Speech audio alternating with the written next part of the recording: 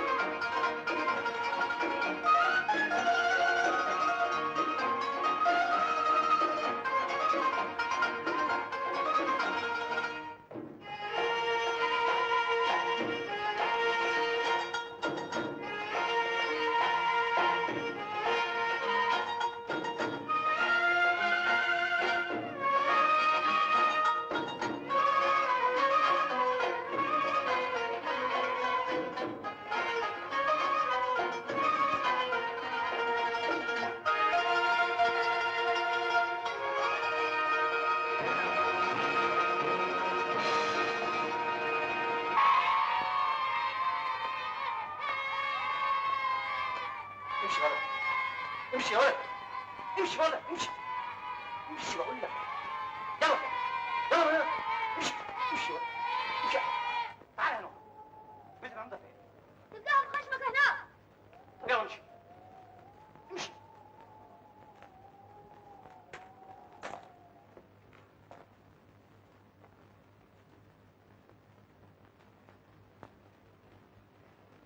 السلام عليكم. عليكم السلام ورحمة الله وبركاته. مش ده برضه بيت عبد السميع وهدان العمده؟ ايوه.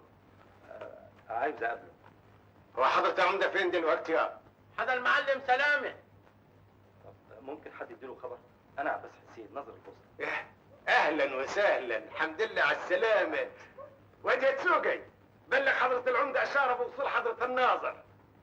اتفضل استريح. اهلا وسهلا. تلقاك جاي من السفر وتعبان. يا محمد اعمل الشاي يا بنت. خلص يا ولدي خلينا نشحن. دي قطفة البرسيم يا سلامة. ايوه قفاصين بس. ابوك الله يرحمه ما كانش يشحن من قطفة البرسيم دي اقل من 10 اقفاص. النحل هيهج يا عمدة، هينزل غيطان ما يرجعش. حضرة العمدة خبر ايه؟ ناظر البوسطة الجديد وصل. معاك هنا يا ولد؟ لا في الدار ومع الشيخ الغفر. قاعد يا سلامة. لا هكون معاك.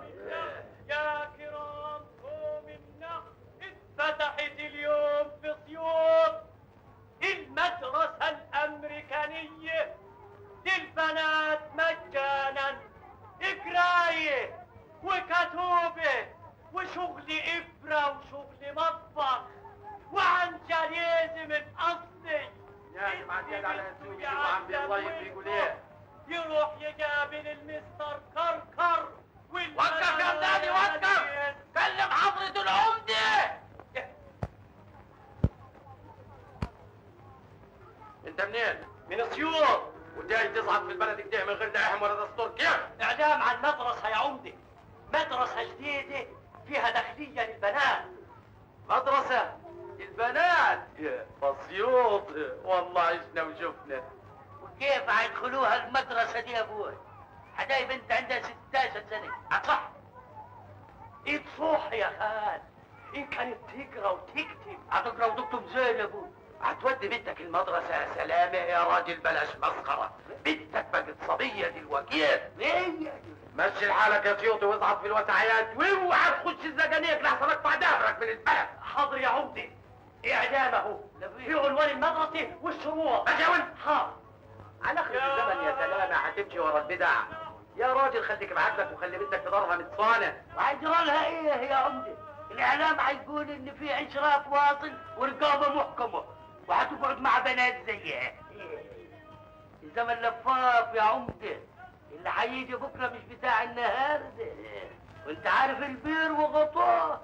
البنت هتتعلم لنفسها، يمكن تتجوز مستوظف ولا هتشتغل معلمه.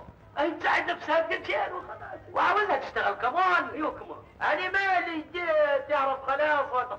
هتيجي معايا تشوف النظر الجديد ولا ايه؟ لا عاود على عواضه وبعدين وانت لازم تعود علينا بعد كده عشان نتكلم. اهلا وسهلا اهلا وسهلا يا مرحبا. اهلا بيك يا عمدة. جالنا جواب من جمعتين ان حضرتك مشرف وقعدنا نستنصر. اقعد يا شيخ الغفر. تأخرت شوية في تنفيذ النقل لحد ما رتب اموري. وهو حضرتك متجوز؟ لا مش متجوز، اصل عندي والدتي واخواتي وابويا مش موجود. حضرتك عازب يعني؟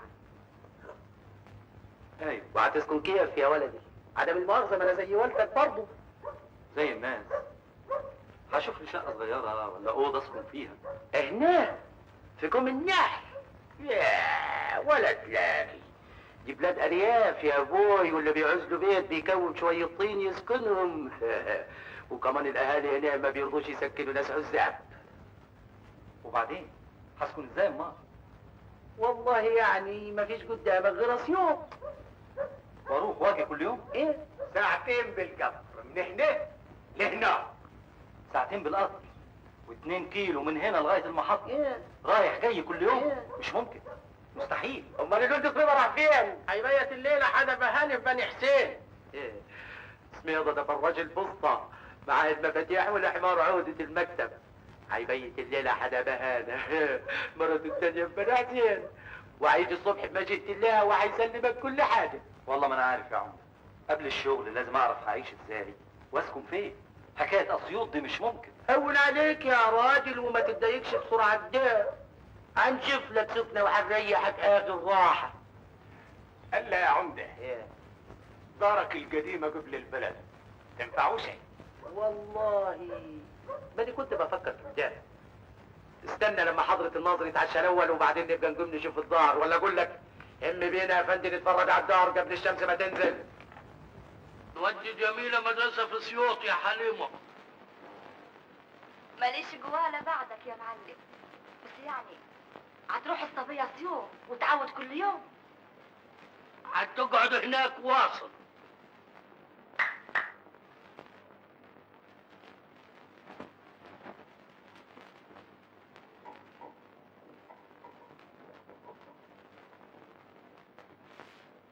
كيف؟ وهتهمل اهلها وبيتها؟ وهتخافي ليه؟ دي مدرسة داخلية، عاملينها رهبان ورهبان، وهيكون عليها رقابة مشددة. وهتسافر ميتها؟ بكرة الصبح هسافر سيوط واخدها معاي، هسلمها بنفسي هناك، مش هسيبها في المدرسة إلا لما اتوكد صح إنها هتكون في الأمان.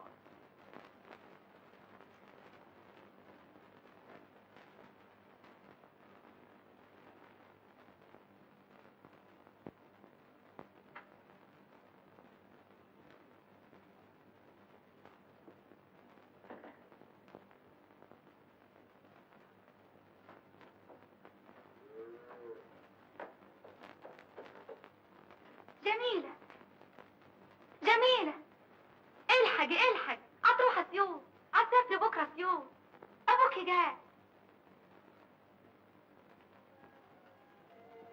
سيوف.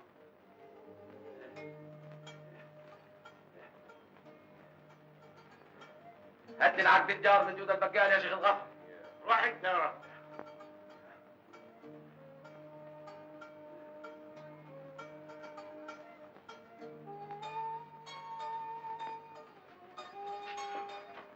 اتفضل يا فندم، اتفضل.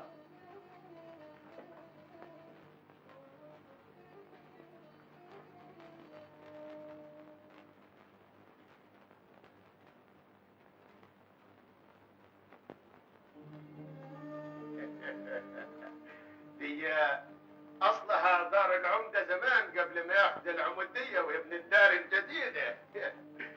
لكنها احسن دار هنا، مبنيه بالطوب الاحمر. ما تقولش كده يا شيخ الغفر، ده فندي يضحك علينا. ودي جديتي جنب بيوت مصر، لكن تفك عوزه والسلام. ما قلتليش يا فندم اسمع حضرتك ايه؟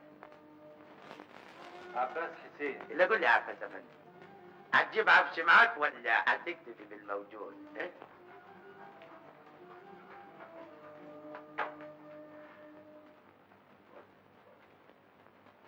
ودي جرى كام بقى ان شاء الله؟ 4 ريال بس.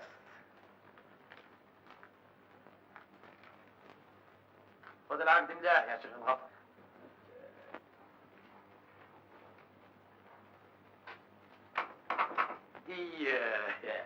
دي أوضة مقفولة على شوية كراكيب ومفتاحها معاي. أظن مش هتعوزها. يعني هتعمل إيه بأوضتين؟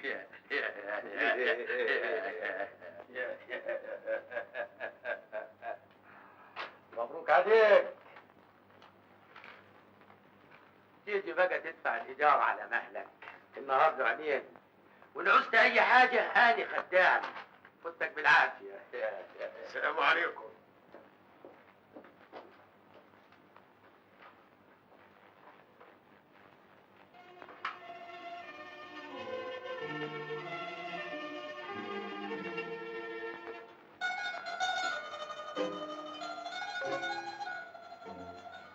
قلبي عيدك يا مريم ومش ملموم على نفسي من خاطري، عشان أول مرة هتسافري وهتعيشي بعيد، لكن بكرة تزقططي وتبحبحي في مدرسة سيوف. يعني يا ما نفسي أسافر أي حتة بعيد عنكم المدعوجة دي. تاخدينيش معاك يا جميل؟ يا ريت يا مريم، أنا خايفة أجاوب لوحدي. بنت يا مريم، هتسيري هنا؟ فوتي قدامي نخبزلها فطيرتين تاخدهم معاه. حاضر.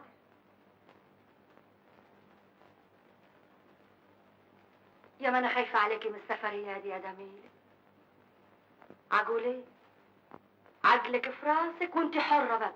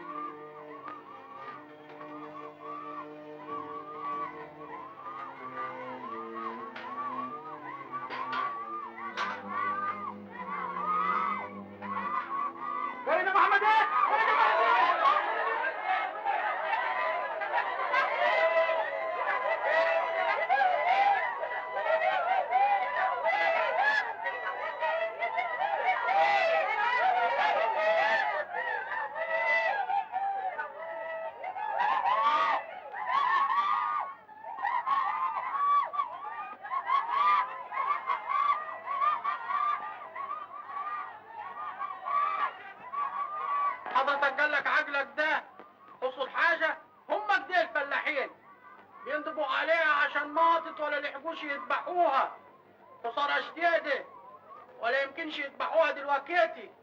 حاكم اكل لحم الميت حرام. حرام ومش حرام، والله الفلاحين ما عاد بيهمهم. بكره تلاقيها متعلقه بتنبوع. لكن ده البلد كلها قدامك اهي، شايفاها وهي ميته. اي والله، وحق دي النعمه زي ما بقول لحضرتك كده.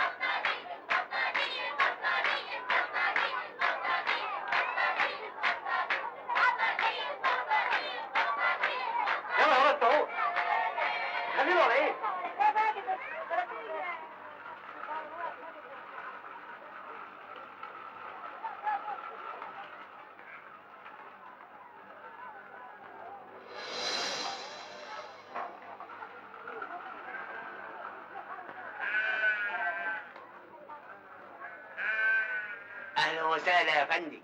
الحمد لله على السلامة. لا مؤاخذة اتأخرت عليه. الظاهر ان مراتك الجديدة مشوارها بعيد يا سمير. ها هما قالوا لا حاكم العمدة كده ما تتبلش في خشم وفولة.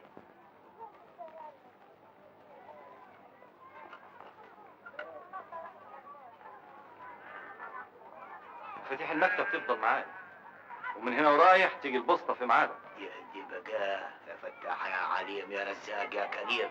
انت بتقول ايه؟ لا ما بقولش حاجة.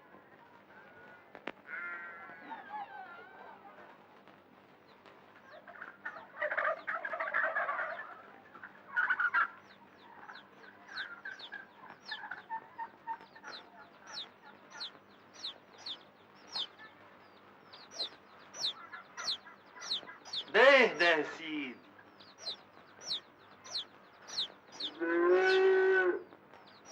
وجاموسة كمان. يا حلاوة حلاوة، نهارنا فل. شوف عايزة ايه دي يا سيدي؟ ورقة بسطة ولا معاها جواب مسجل بعلم الأصول؟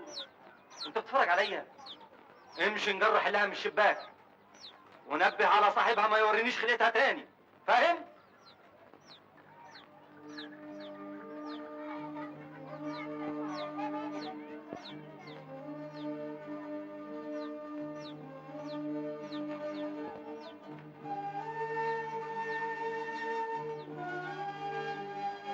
وده ايه ده بقى يا سيدي كمان؟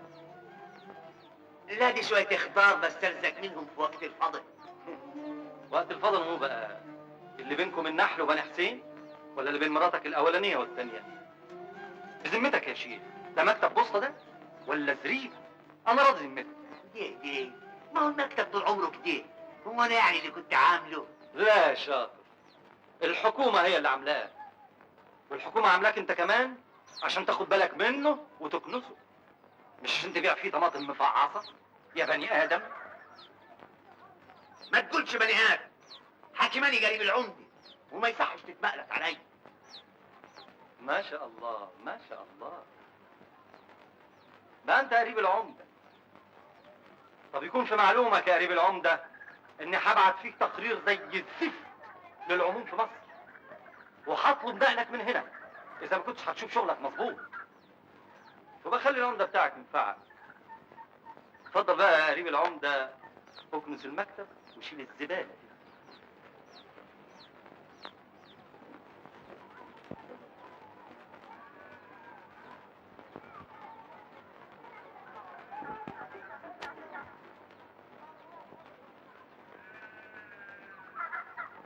بقى لها قد ايه الجوابات دي مركونه يا استاذ سمير؟ ادي لها يجي شهر من ساعة ما قفشوا الناظر اللي فات.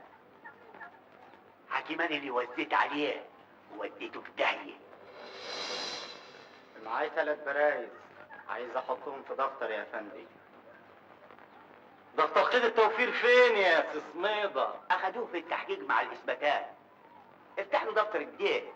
حاكم الناظر اللي فات كان افندي متنور زي حضرتك كده، وكان كاره البلد علشان ظلمه ولا فيهاش ملاهي. ممكن تفوت بكره؟ وماله يا فندم؟ وبعدين بقى يسكر ويلعب قمار مع معوض افندي الصراف وعلي افندي ناظر الشوني. وبعدين بقى يختلس من فلوس التوفير. انت هتحكي لي حواديت ولا ايه؟ ما تشوف شغلك يا جدعان. مش عاوز اسمع حاجه عن مواضيع زي دي تاني.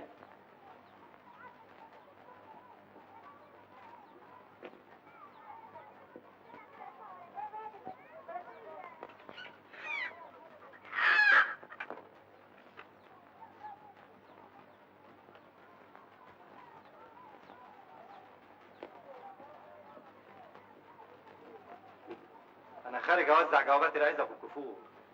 عاوز ارجع الاقي المكتب ده ينفع لاعاد البني ادمين، فاهم؟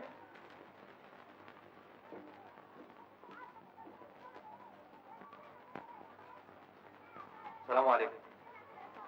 السلام عليكم. سلام. اديني تمن بسطرمه من فضلك. ما فيهاش. اديني علبه بلوبيف. نعم. الاقي عندك جبنه رومي؟ ما حدش هنا في الحاجات دي. ما تاخد سلمون زي امرك لله. اهلا حضرة الناظر.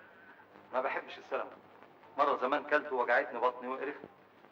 يبقى ما فيش قدامك غير ورقة لحمة يعملها لك الجزار. تعال معي. وسكنت فين امال؟ في بيت العمدة القديم. خلي بالك منه، ده راجل دحلاب وبحره غويط. ربنا يستر بقى من البلد دي كلها. بقول ايه؟ معايا شوية جوابات لناس في عزب وكفور، تلاقيك عارف الحتة دي بحكم عملك. 3 سنين في الهم ده، لما خدت عليه وخد علي. ورهم تعال. العتام، بني عديان، بني محمد، الحوادكة، درمكة، جحدة. شوف يا سيدي، تطلع من السكة دي طوالي، تلاقي الكفور يمين وشمال، بين الكفر والكفر 2 كيلو بالكثير. وانت ايه اللي حدفك كوم النحس دي؟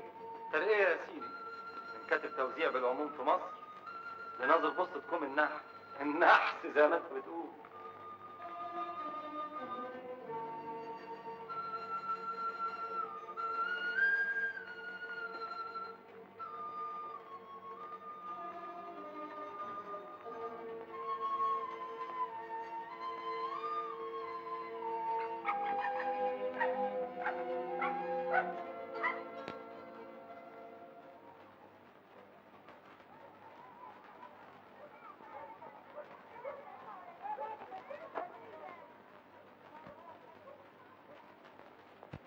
The God. Jesus. The God. Jesus.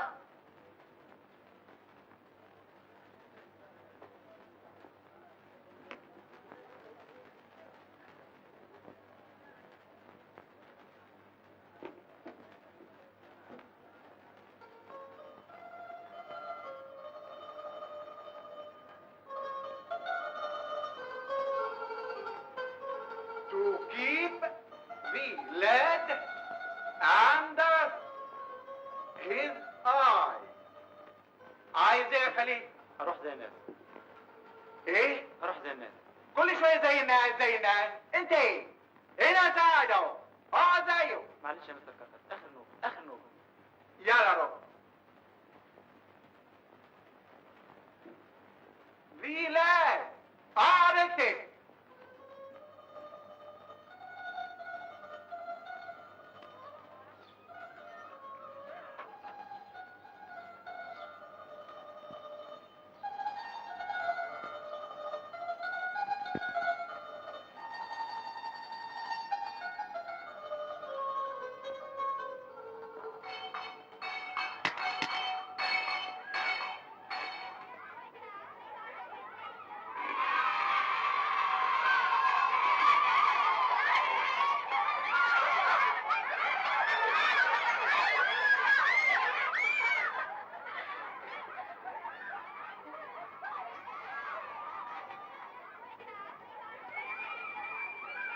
اخت عليك يا خليل، اديها خدنا. جالي مرسال من خير هيقول انهم بخير وبيسلموا علينا.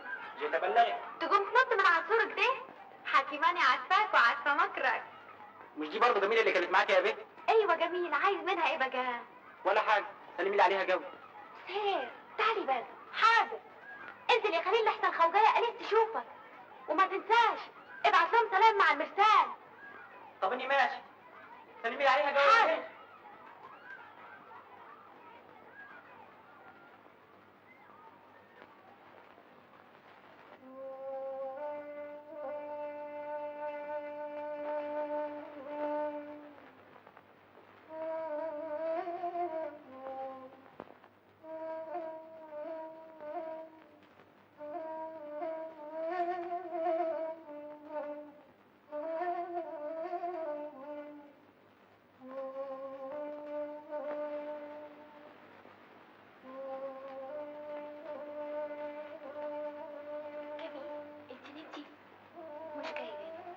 مش ده خليل اللي كنت بتكلمي في الفسحة يا بنتي يا سهير؟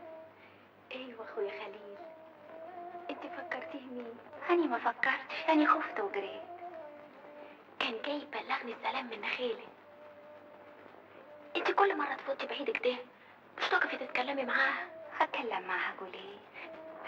أنا عارفة باجي اديكوا تتكلموا سوا. أنا شايفاه حاطط عينه عليكي.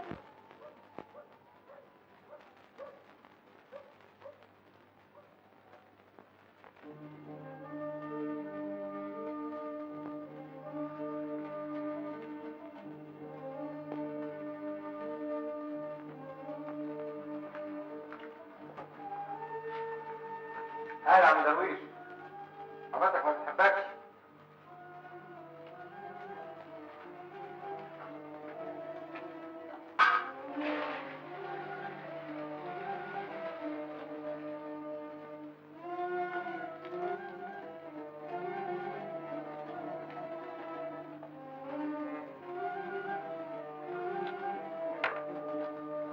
لا يمكن يا عمدة، شيل الكلام ده من مخك خالص.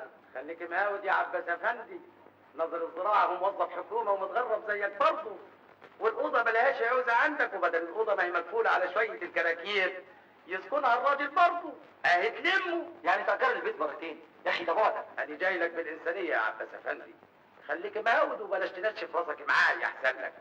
احسن يعني ايه يا عمدة؟ تهددني؟ لا ما بهددكش، بس اعمل حسابك ان كبير البلد واقدر انغص عيشتك فيها. كبير البلد؟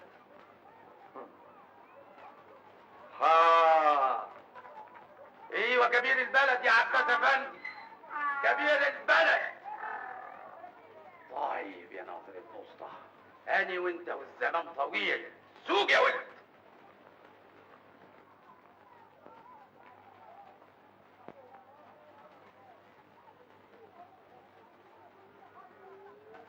يا باي، اعوذ بالله من دي بلد. ابن حلال، ما لقيتكش كنت ماشي. مالك؟ الراجل الدون عنده تكون النحس، عاوز يأجر البيت مرتين. حتة خرابة يأجرها لي ب4 ريال، فيها أوضة قافلها واخد مفاتيحها. جاي النهارده يستأذنني عشان يأجرها ناظر الزراعة. ما شفتش بجاحة أكتر من كده، والآخر يهددني إيه؟ ولما انت بالحالة دي بطلت تزورني ليه؟ ما هو مشوارك صعب، والسكة كلها تراب وبتبقى سودة بالليل.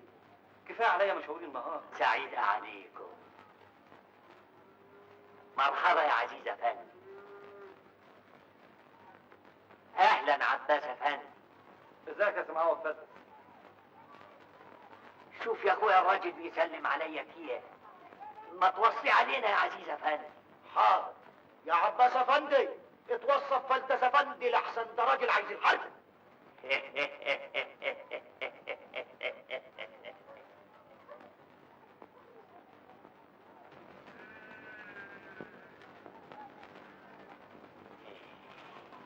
انت يا اخينا عاوز مني ايه؟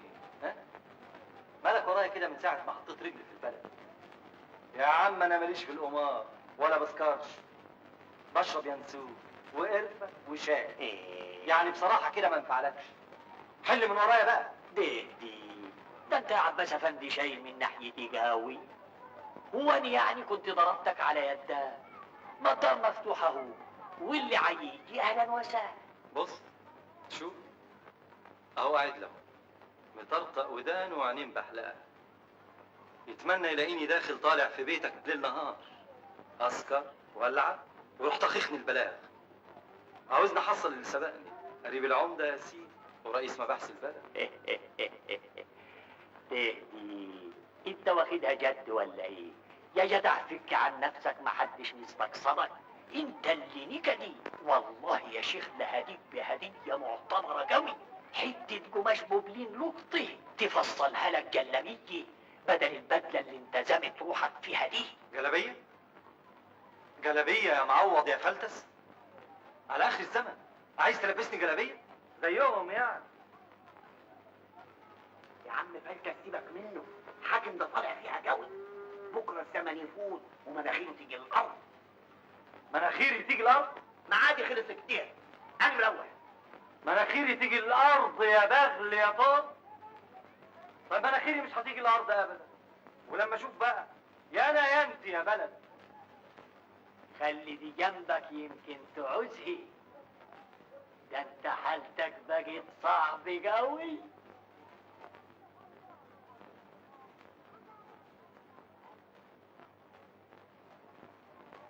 النهارده هنروح منتزه، هنعمل حصه رسم. مفهوم؟ مفهوم يا مستر كارتر. عايز نظام، انتباه، مارش.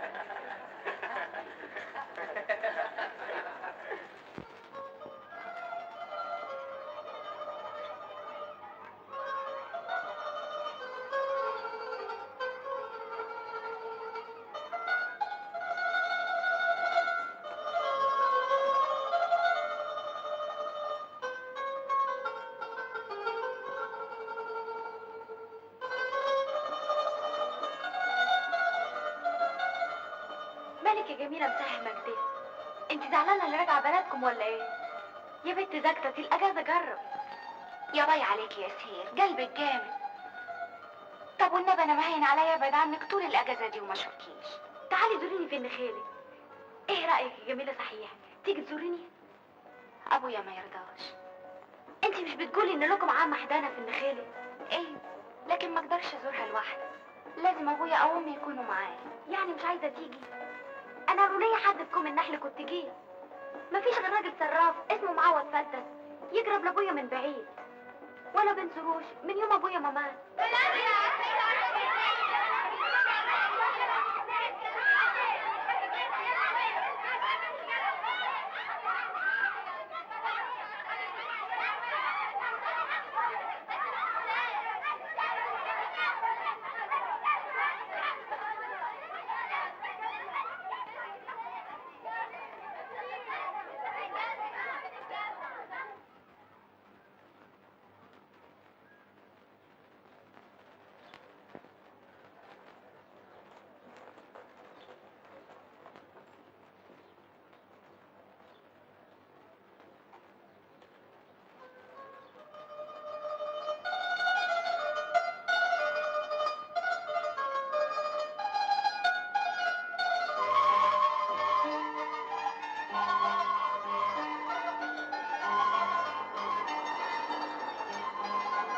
يا عباس افندي، كل سنه وانت طيب، اشوفك بعد العيد. مصمم تسافر برضه؟ كان املي تقضي الاجازه دي هنا، على الاقل الاقي بني ادم اتكلم معاه. طب ما تسافر تقضي العيد مع اهلك. الود ود يا عزيز، لكن بقى الايد قصيره. سفريه زي دي تكلفني 3 جنيه بالميت، والمية كام 3 جنيه؟ هتبقى اجازه هباب بعيد عنك. اشوف وشك مع السلامه. بنتي تميني، الحمد لله على سلامتك يا ضناي. مالك اتغيرت كده؟ احنا والجو بالنبي يا خالد. شفت عملت شعرها كيف؟ قصت شعرك يا دميل؟ لا يما ده معمول طيار، بنات كتير في اسيوط عاملينه كده. ومالك يا بنتي هفتانه كده؟ بنتي يا مريم، ايه فوتي على البورده هاتي دوس حمام نعمله لها براء. حاضر يا خالد. اسمع يا دميل، اطلع على اوضتك اقلعي هدومك وريحي شوي. هجيب شويه رز ادقيهم واقعد معاكي تحكي لي على كل اللي شفتيه في المدرسه وفي اسيوط. حاضر ياما.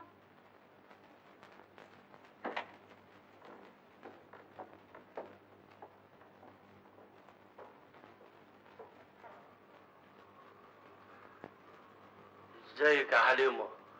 نورت بيتك يا معلم.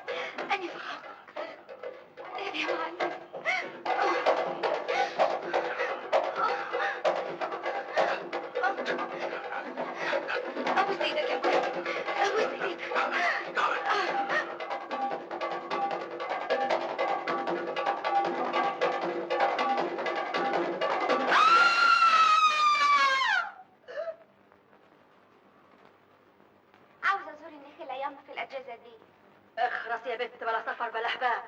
عمتي وحشاني ياما، نفسي اشوف. قلت لك اتلمي يا جميله، مش فايقالك دلوك. طب والنبي لا جاي لابويا ياخدني معاه. بوكي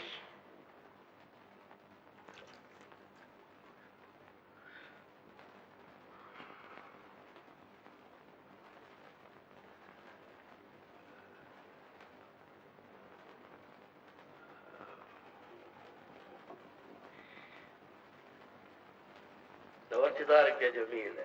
ده نورك يا ابوي. ابوي. ايوه جميلة. نفسي اقعد عند عمتي في النخيلة يومين العيد. با تلد عليك السفر ولا ايه يا بنت؟ انت لحقتي لسه تقعدي في دارك؟ وحياتي عندك يا ابوي، اصلها وحشاني جو، وكمان مناسبة عيد.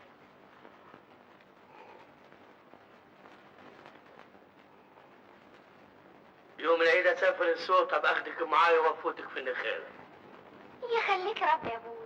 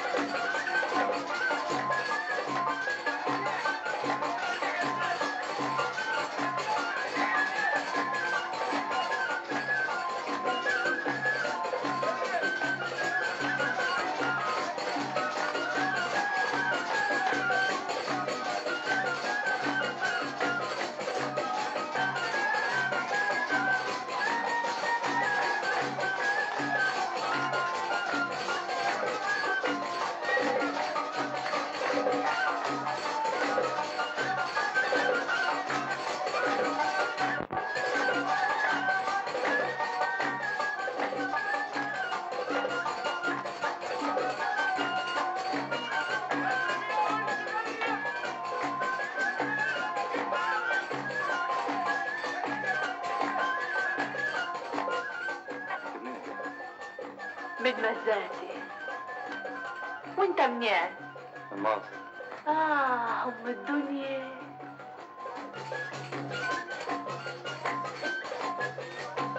عاوز اتكلم معاك يا بنت. تتكلم معاي؟ وحتتكلم معايا فيها حاجات كتير. تيجي؟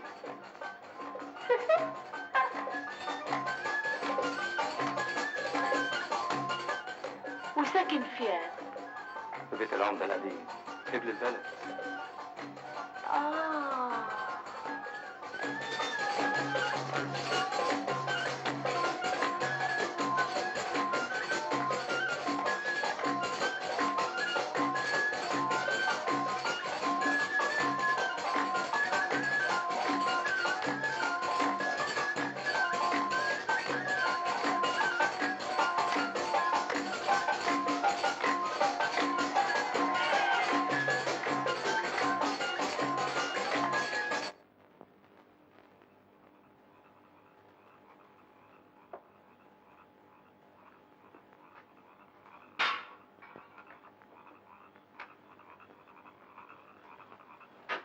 كلامك فهمه مظبوط يا خالتي. اهي نفت.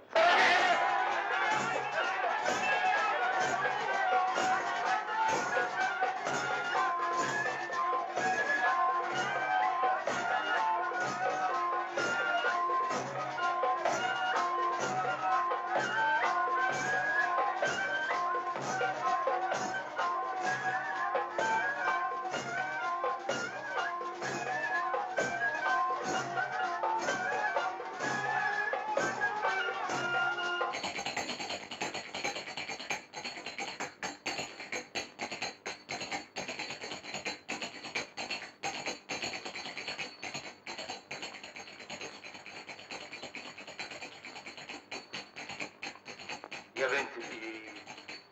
ولا بديعة مصاب. انا مش مصدق عيني.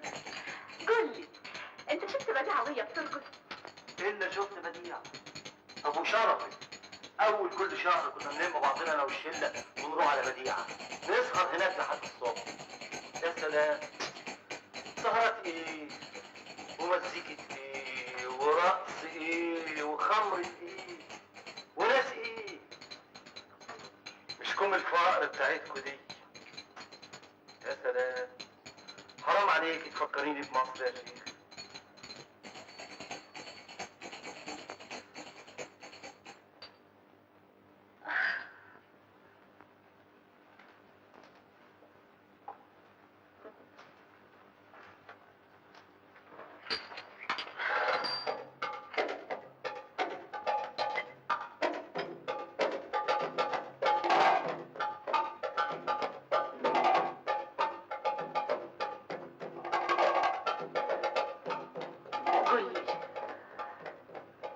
وحشتك مصر جو؟ وحشتني وبس. ده انا دايب من الشوق دوب.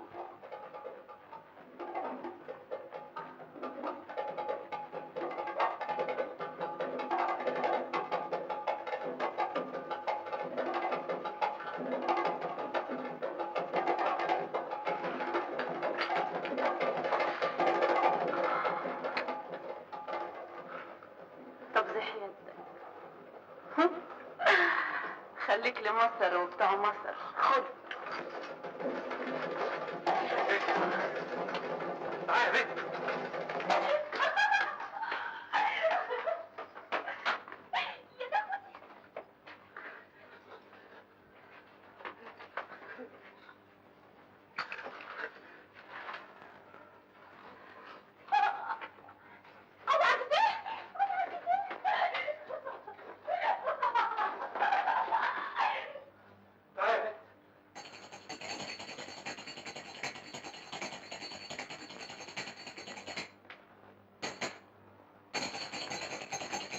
تعالى بلبسك يا بنت.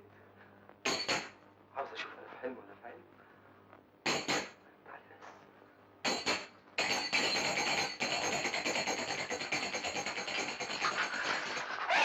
يا دهوتي.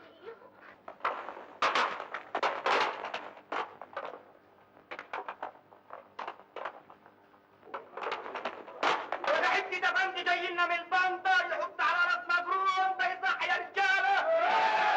سيدي عبد الرحيم ناظر البسطه ده ولد عكرون زمانه هيملس على المرمر يا ابوي ونغنغ روحه دلوقتي ده يصح يا رجاله.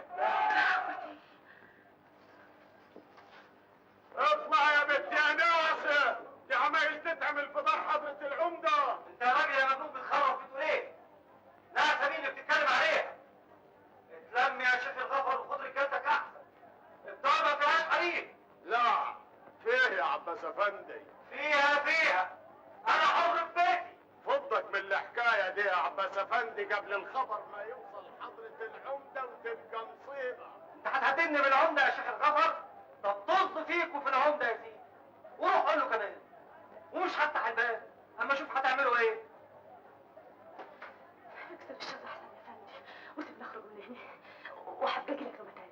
انت خايفه ولا ايه؟ خليكي ما تخرجيش. رسوم ناشفه قوي يا فندي. انا عارفاهم كويس. هيفضلوا يهوهوا كده لحد ما اخرج وما خرجتش هيقطعوا عيشي وهيمسكوا هالي. فضلك معاك يا فندي.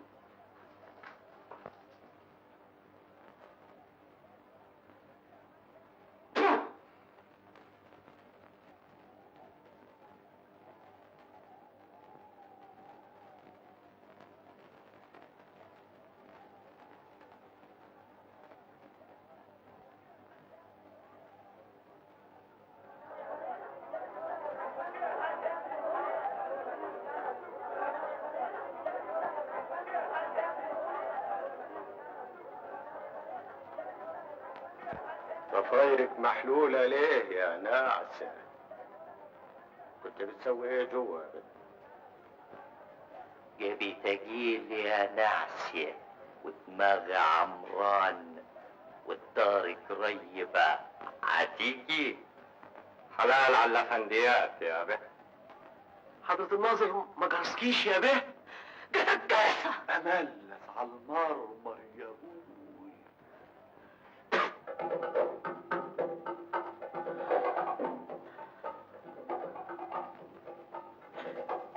يا جرستي.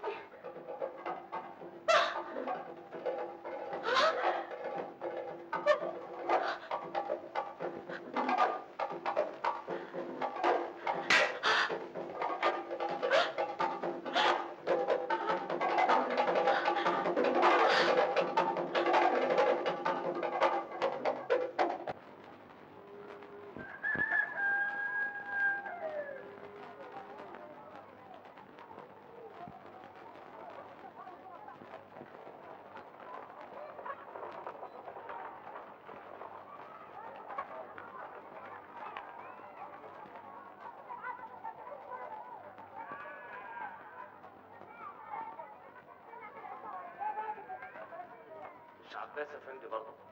ايوه يا فندم. انا حسني عبد الوهاب ظابط النقطه. اهلا وسهلا. لو وقتك يسمح لي بكلمتين. أوي أوي. اتفضل نتكلم جوه.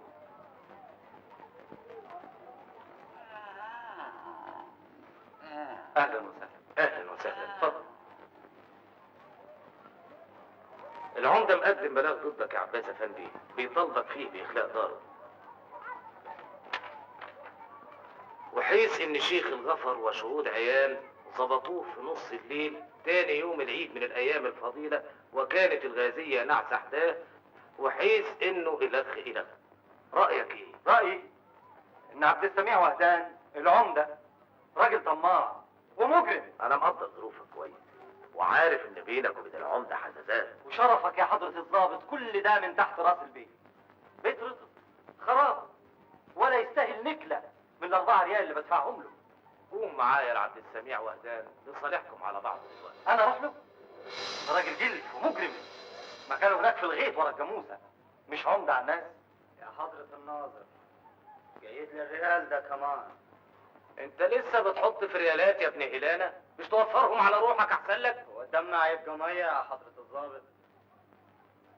جايد لي الريال ده يا فندي. هتسمع كلام امك واخوالك وتضيع روحك انت كمان. بقوا كام دلوقتي يا ولد؟ لسه شوية يا فندي. يقطع من قوته ويحوش. عارف ليه؟ عشان يشتري بندقية وياخد طرابوه. البلد كلها عارفة، والقتيل نفسه عارف. السلام عليكم. وساكتين على كده؟ وهنعمل ايه؟ جناية طار وهتحصل زي ما حصلت قبلها ألوف من جنايات الطار، وهروح أسأل وأحقق، وفي أغلب الأحيان ألاقي أهل القتيل هم اللي بيداروا على القاتل عشان ياخدوا طارهم بإيديهم. حلقة مفرغة من الجهل، وفي الآخر تلاقي الكل بيصعب عليه. ما هم معذورين، عايشين في كحور، النور هيجي لهم منين؟ من ساعة ما حطيت رجلي في البلد دي وأنا مش طايقها. أنا أول ما جيت عملت المستحيل عشان أتنقل، شفعات ورجوات، كنت عامل زي حالاتك كده، لكن أهي الأيام بتفوت. أنا ليا 6 سنين دلوقتي في البلد دي، عودت نفسي على الرضا عشان الحياة تهون، وشوية شوية بقيت أشوف الحاجات الحلوة جنب الحاجات الوحشة. الواحد مش لازم يسيب عينيه تسرح على الطين والوساخة بس.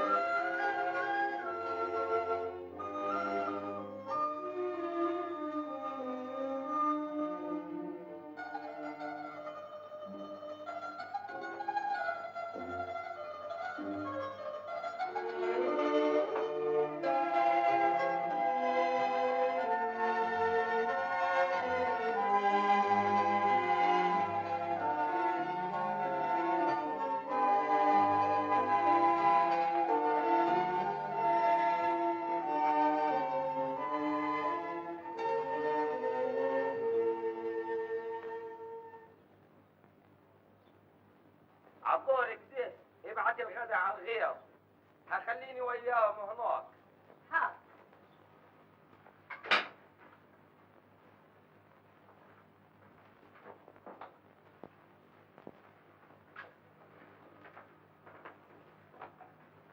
صباح الخير يا عمي. يسعد صباحك يا بنتي. مش هنروح يا عمتي ولا ايه؟ يا جميلة عبد الأمار، جوز عمتك لو دي هيموتني. أبوكي قال اخرجي ما فيش. هو انا يعني خارجه رايحه فين؟ ما انت جايه معاه.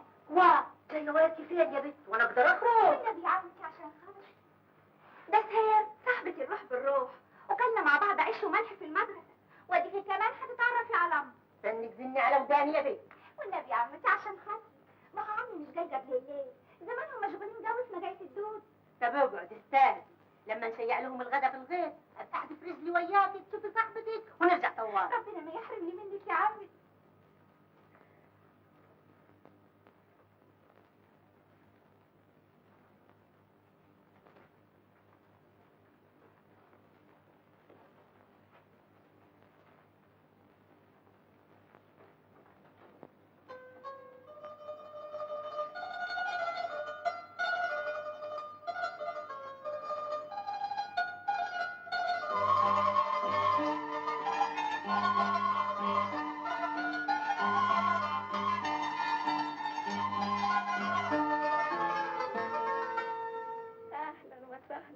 اهلا بيك يا خيتي. يا دي جميلة صاحبتك يا خير. هي دي، ودي عمتها اللي مشعلقاها في ديلها لاجل ما تشوف صاحبتها. ده احنا زيارتك لينا غالية قوي. من زمان بسمع عليكي ومتشوقة لزيارتك، لكن ما كانش فيه مناسبة. من يوم المرحوم ما عادش فيه صحة واصل. شدة وتزول يا خيتي. نحمد ربنا. شرفت النخيلة يا جميلة. يشرف مقدارك يا خال. سهير بتعزك ياما وتحدثت عنك واصل.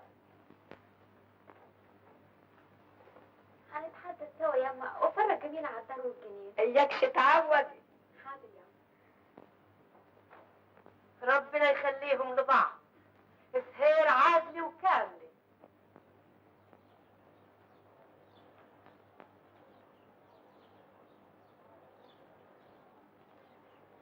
أنا في النخيلة يا ولاد، والنبي ما مصدقة نفسي. أنا فرحانة قوي. تعالي يا جميلة نتحدث.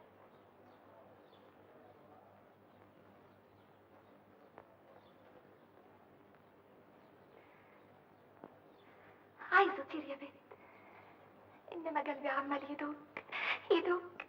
جست يا بنت، هيفط من صدري.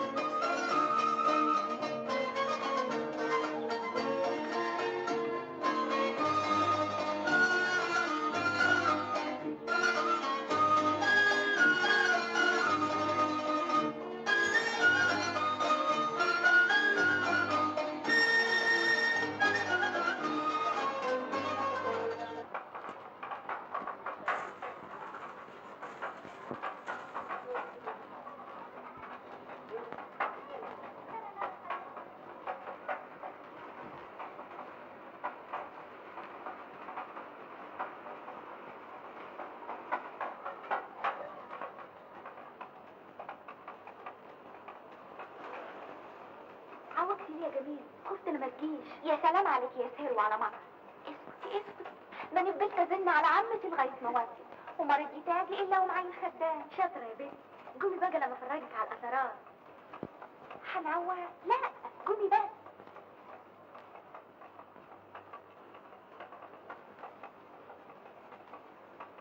هستنك هناك، اوعي تروحي قبل ما اجي، فاهمه؟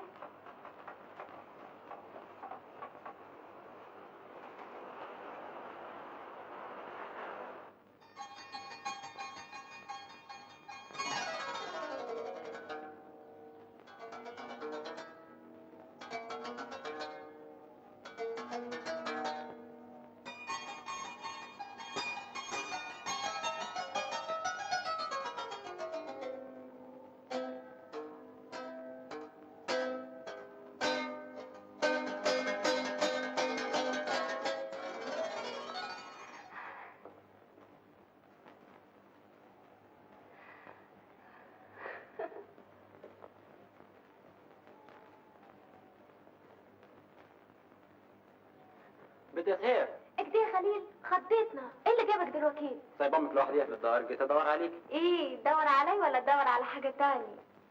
ازيك يا جميلة؟ منور يا خير. تسلم. اتفرجت على اثارات؟ شوية حجر ما فهمتش منهم حاجة. ده كان قصر كبير قوي. انا عارف حكايته، احكيها لكم. ايه كان قصر؟ ايوه، سرايا تيجي فدانين من زمان قوي، قبل ما يسكنوها العفاريت. عاد خوفنا بقى. أنا بحكي على اللي عارفه. أنت خايفة يا جميلة؟ ما تخافوش، أنا معاكم. احكي لنا حكاية القصر. كان قصر عالي قوي. كان الملك خفرع حداه بنت جميلة قوي قوي، وكانت كل الملوك تطلب يدها وهو ما يرضاش. كان عاوز يجوزها لواحد ملك صاحب، لكن بنت الملك كانت بتحب واحد من الرعية، وابوها عرف بالحكاية. قام بنى لها القصر ده بعيد قوي بره البلد، وحبسها فيه وحرج عليها الخروج، وكان مالي لها القصر بالجواهر والذهب والاكل وكل اللي تشتهيه. لكن بنت الملك كانت رايدة حبيبها، وكانت تكتب له جوابات على الحجر بمية الذهب. عاد تضحك علينا؟ جوابات بمية الذهب؟ مش مصدقة؟ أوريكم جواب. تعالوا أقرأ لكم الجواب. دي جواب دي عصفورة مرسومة. أيوة يا عبيطة، ما هم جواباتهم كانت تصوير. وبعدين احكي لنا يا خليل، وبنت الملك عملت ايه؟ بنت الملك؟ أيوة، بقت تشاعل حبيبها جوابات، وبعدين هربت معاه وراحوا مملكة تانية. ملكة جميلة مهمومة كده.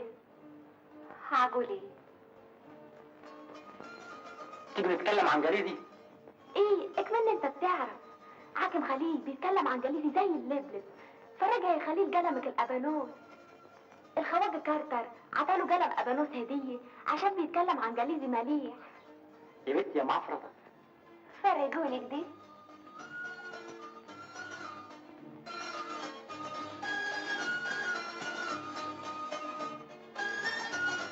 وهتعمل ايه دلوقتي بعد ما خلصت مدرسة؟ هتستوظف. هتستوظف ايه؟ ما عرفش. نجيب افندي جوز اختي كان وعدني بوظيفه لما اخد الشهاده، وبعدين كتبت له مستنظر الرصد. حاكم نجيب افندي جوز اختي مستوظف كبير قوي في اسكندريه. وهتستوظف في اسكندرية؟ ايوه، وراح مملكه تاني.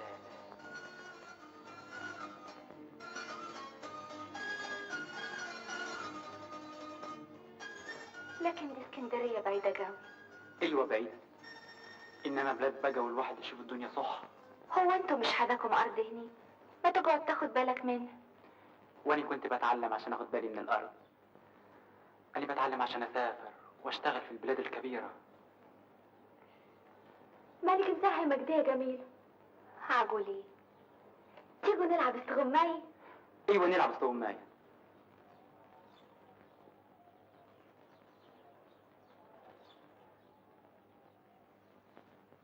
كلوا بامية. أنا المساك. قلبي قلبي قلبي وانا ابويا محمد شلبي، ومحمد في الجناي راح يستدلوا حبايب يقولوا ابوك توت توت، وانا بحب ورق التوت.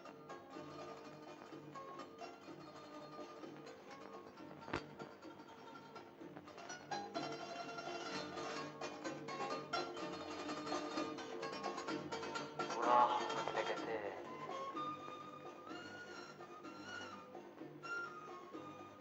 مملكتان.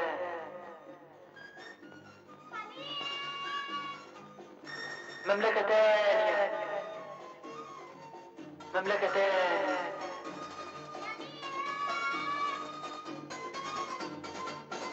مملكتان. مملكتان. مملكتان.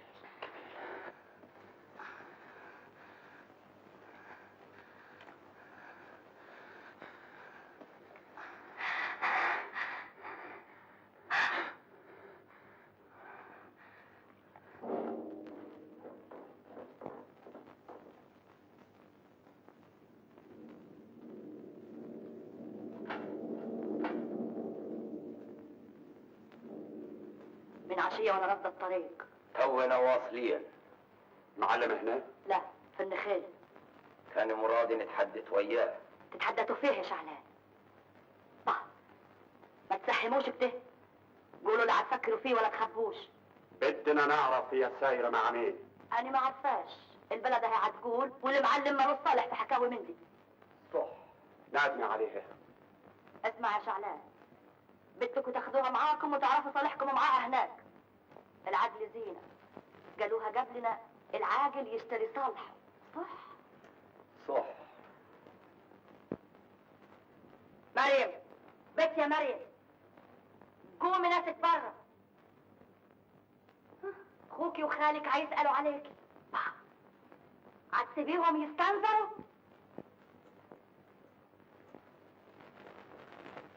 خالي، اخوي، يا مرحبا. مشتاقين لك قوي يا مريم. هتيجي معانا الاقصر دلوقتي يا مريم. خير يا اخوي، حصل حاجه؟ إذا أنا ناس اتكلموا عليكي ودينا كلمة. انا ماليش ذنب، حرام عليكم، انا ماليش ذنب. يا بنت هتتزوج، هتزعطي ليه؟ منك لله، انت عارفه اني ما بيديش حاجه. منك لله، انا ماليش ذنب. منك لله، منك لله.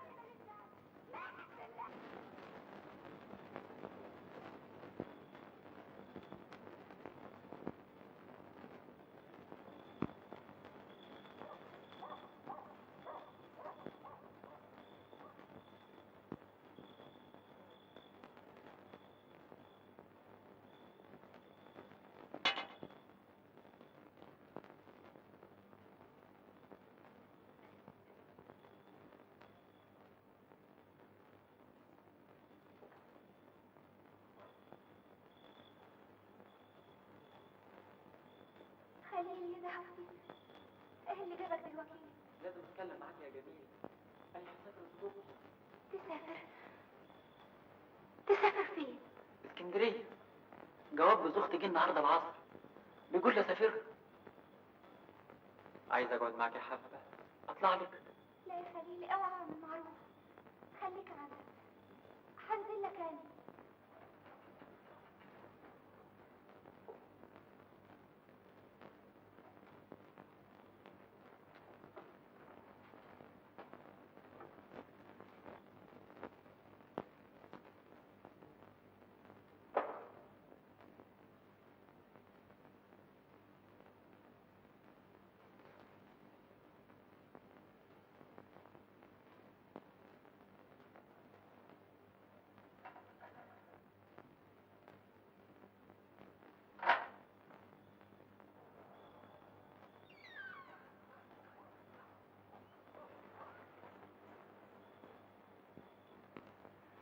هتسافر وتسيبني يا خليل، اوعى تسيبني، انا في عرضك.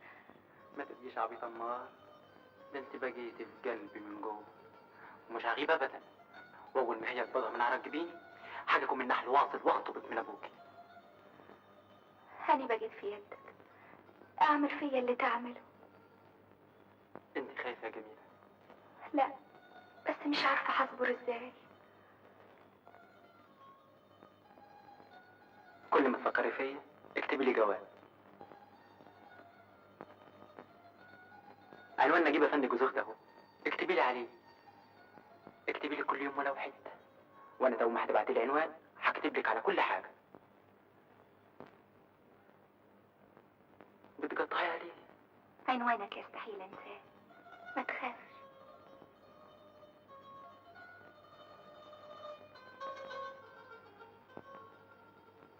اهلا وسهلا، يعني ما حدش شافك امبارح؟ والله كسلت يا عز افندي، وكمان ما رحتش البوسطه العصر. بيني وبينك قرفت من دي شغلانه. من حق، جالك طرد امبارح في قطر الساعة 5. طرد ايه؟ دي لازم المجلات اللي كنت طالبها من واحد صاحبي في مصر، قال لي في الجواب انه هيبعتها عليك. ناظر بوسطة وجواباتك تيجي باليد. بيني وبينك اسهل من التسجيل والشحططه في شنط البوسطه. عن اذنك، لقطر جدا. السلام عليكم. مع السلامة.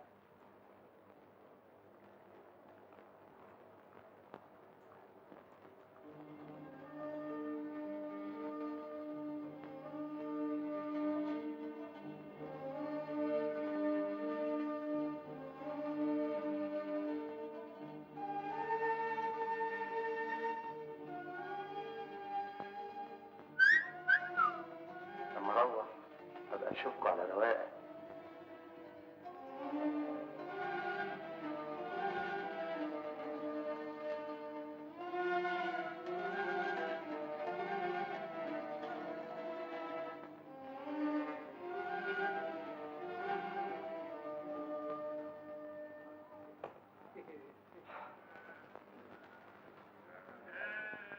اعمل لي كوبايه شاي بدل ما انت واقف مبحلالي كده.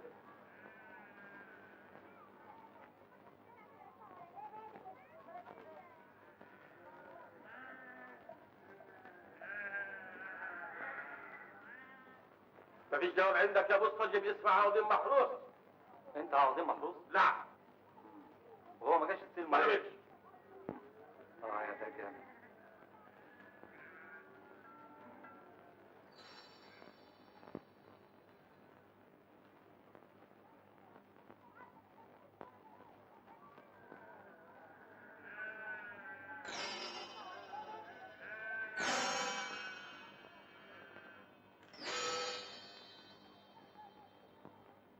خد.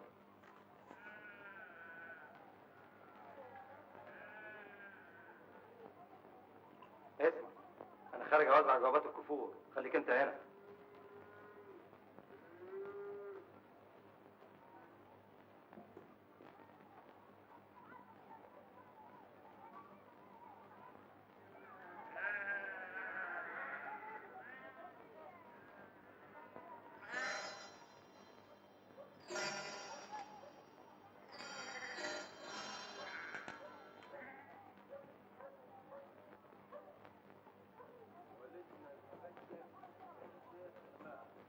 يوي يا محمد، تعالوا قربوا، تعالوا شوفوا النحل واللي هيجرى فيه. هيجرى ايه؟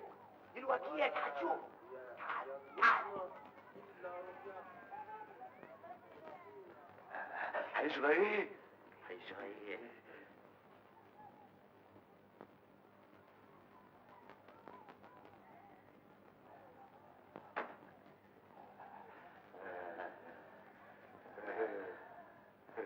شايف يا طور انت وهو النسوين كيف؟ يا بوي وسيدي عبد الرحمن احنا متجوزين غفر.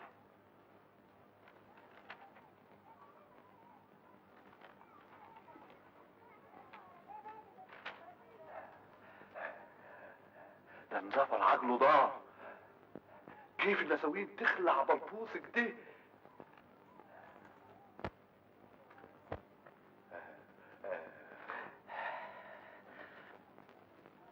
دول لازم مساخيط يا ولد ابوي. مساخيط ايه يا غنمه منك؟ له دي تصاوير زي اللي تبقى في التعليق اللي فيها كتوبه على جدران البندر. تعليق البندر بلبوس كده؟ دي حاجه تانية يا ولد. حاكم عباس افندي ده واعر قوي. دي كلتها نساوين من البندر هو عارفها. بعتين له تصاويرهم، واللي هتعجبه هيبعت لها تيجي. صح. النساوين دي هتيجيكم النحل يا ابوي. صح. حاكم من ساعة ما ضيقنا عليه في حكاية ناعس عشية وهو متغير كده.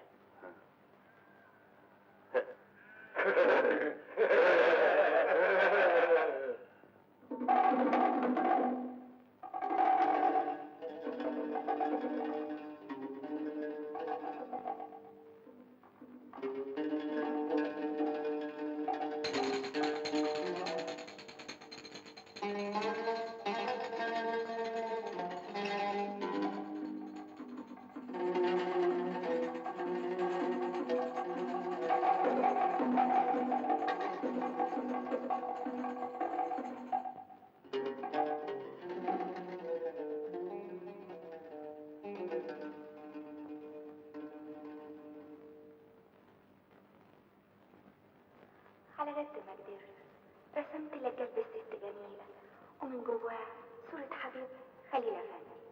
من ساعة ما رجعت من نخيل وصورتك في قلبي لم تفارقه، مشتاقة لك موت يا حبيبي، وضروري ساعة وصول مكتوب إليك تكتب لي على عنوان الست أم أحمد بشباك بوسطة كم النحل.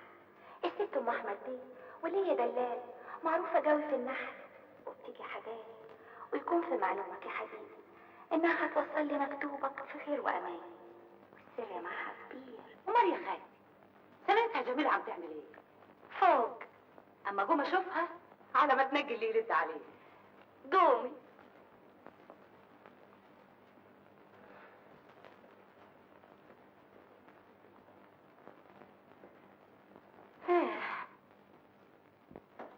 جميل، انت مش عايزه تتفرجي على قماشات ام احمد؟ ده انا جايبالك حاجات زين من المنظر. الجواب اهو يا ام احمد، تلقحي في الصندوق اول ما تنزلي، واول ما يجي رد تجيبه، واوعي تجيبي سير. اعملي معروفه انا في عرض. يا بنتي يا حامد انت لسه ما تعرفينيش، سرك في حباب عيني.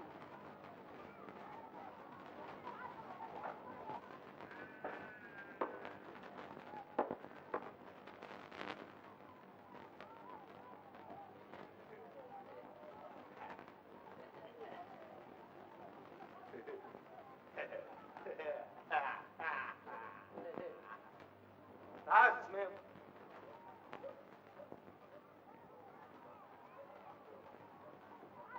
خد الصدر والحق بيه قطر دلوقتي. حاضر. اتفضل. اسمع وما تركبش الحمار.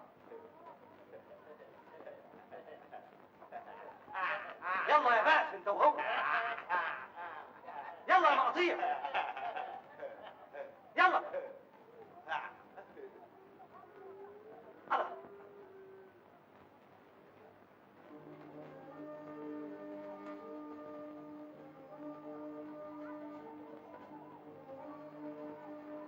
ازيك يا عباس افندي؟ زي الزفت. يو انا جاي لك.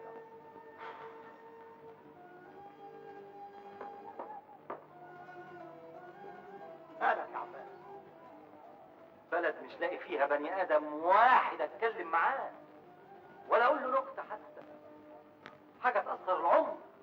يا اخوي ما انت تحت يدك اسرار البلد كلتها، مصالحها وفضايحها في الجوابات اللي رايحه وجايه تحت يدك كل يوم. مصالح وفضايح. تفو اوعى تكون فاكرها جوابات بني ادمين زي اللي احنا عارفينها.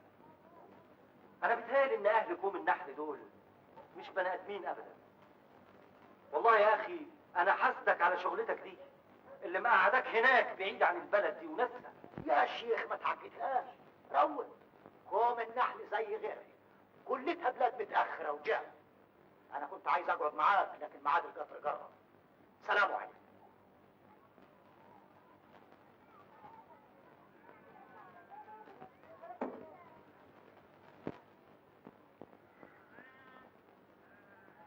جوابات البني ادمين يا سيدي هي ما تتغيرش. كل واحد منها تعرف صاحبه من شكل الزهر. سلسله ما بتنتهيش من الجوابات المقرفه رايحه جايه من مصر المحروسه لكوم النحل ابني، كوم النحل المحطه، من يد ليد في خير وسلام بدوح 144. عاجل عاجل عاجل. الجواب منهم تلزقه على قفاه بالخد وتخنقه في كيس وتحدفه في القطر، وبعد يومين تلقى رده على الترابيزه بيصفح عليك. يا باي انا عارف ان نهايتي هتكون على ايديكم، تفضلوا تضحكوا بمكر وعبط لغايه ما تدفنوني بالحياه. نفسي اعرف عايشين ازاي، ايه اللي بيدور في راسكم تحت اللبد؟ مصالح، فضايح. يا ولاد وقعتم في ايدي. من هنا ورايح ولا خطوه هتعملوها من غير ما اعرفها. هدخل تحت جلدكم. والله ما هبعتها له، لازم يجي هنا بسيف فوق راسه عشان ياخد مرته. ليه؟ ملهاش ناقص. فضينا المشكل ونهينا الموضوع. رحنا يوم الاربع وعيننا العيال. ملعون خاش الارض. برضه يا عم ركاد الناس في الاخر ما تستغناش عن بعض. جابت رزق يبقى السابق، وامك جايه بعد ما هتنفذها. فاطمه اول ما يجيك المبلغ ادي حساب عمران ويديه بمب الصبار، والباقي يزيحوا فيه القارب لما يعدلها الرحمن. سلم على الولد وعلى الحاج التايب بلا كتر كلام، سلم على كل اللي لينا فيهم نايم، واوعي يا فاطمه لما ارجع وابص في وجه الاولاد اعرف. يا عوان يا ابن الطاوع ان الجاموسه تاكل بريالين بخسير، واني مش ملزوم ادفع الريال. كانت شركه باطل. مريت جوابات النهارده؟ مالك مصاهن عليا يا اخوي؟ ده العشم ما كانش كده. اسمك ايه؟ خدامتك ام احمد.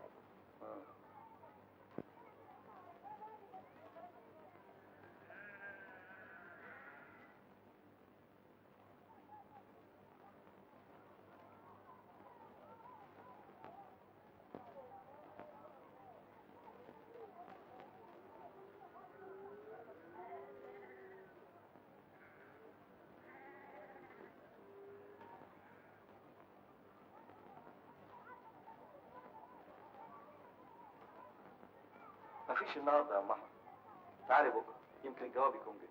حاضر، اجي بكره. الهي يا رب يخليك وينجيك ويطرح البركه فيك.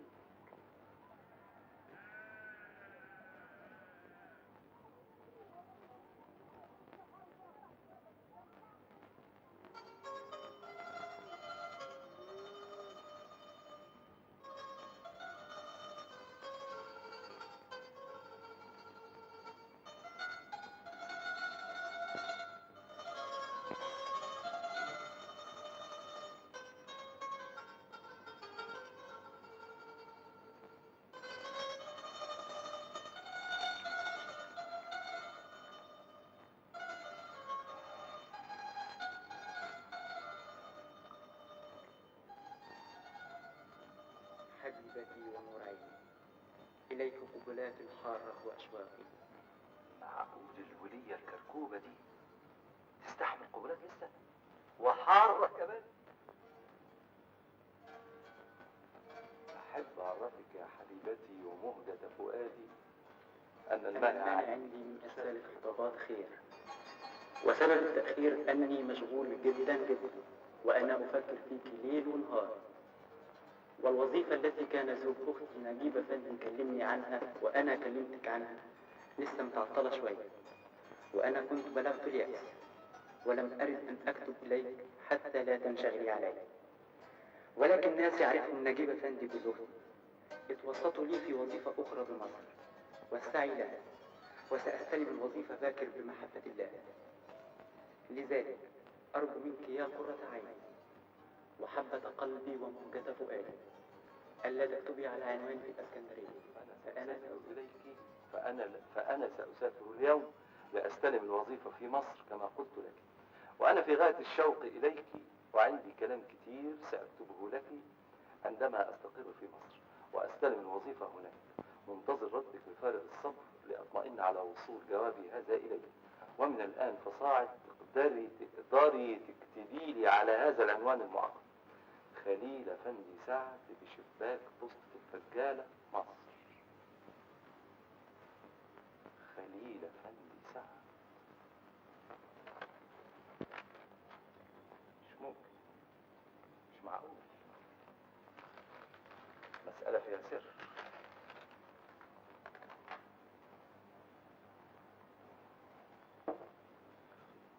كنتش الولية اللي اسمها ام احمد دي عاملة في البلد بوسطجية من ورايا، بتشتغل في البوسطة من الباطن. يا بنتي يسعد صباحك يا فندم. ماليش جوابات النهارده؟ اهلا ست ام احمد، جيت في وقتك.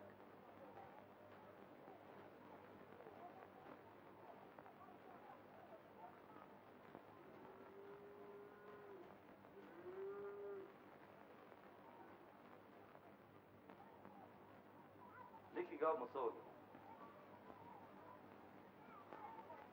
امضي هنا في السلام. ده انت غالي عليا جو، وحياة شرفك نسيت الختم في الدار. ما ينفعش ابصر؟ معلش النوبة، عشان خاطرك بس. اوعى تنسي الختم تاني.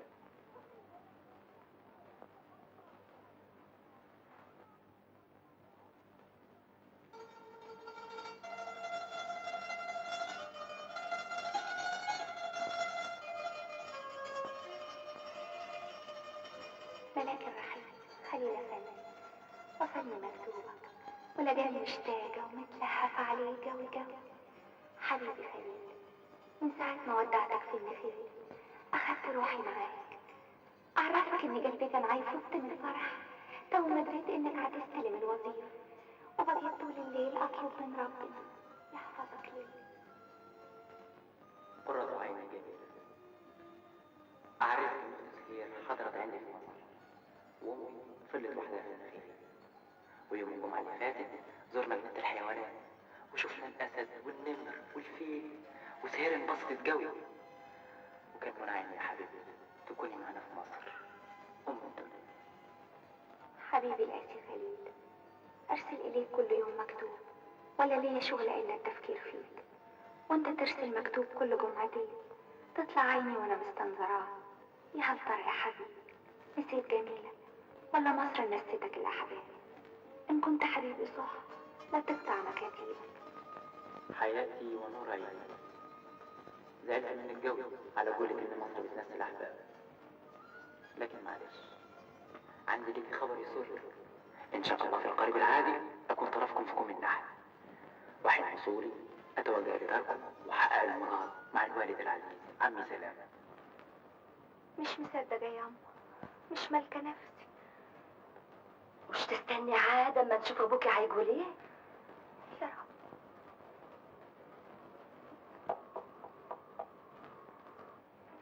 يا رب.